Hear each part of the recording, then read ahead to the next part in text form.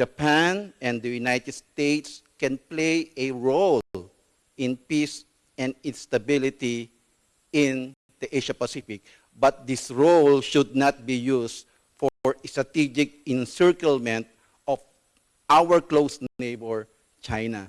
You know, I'm writing a book.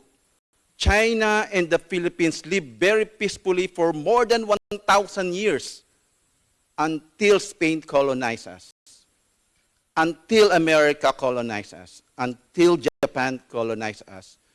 We have very good attitude towards China, but we were colonized by Western powers with strong anti-China attitude.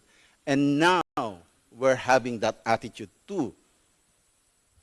We want to go back to our shared past of peaceful coexistence. The South China Sea was not the sea that divided Filipinos and the Chinese.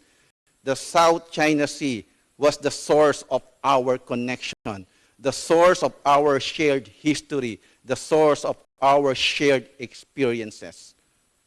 But that kind of history was distorted by colonialism.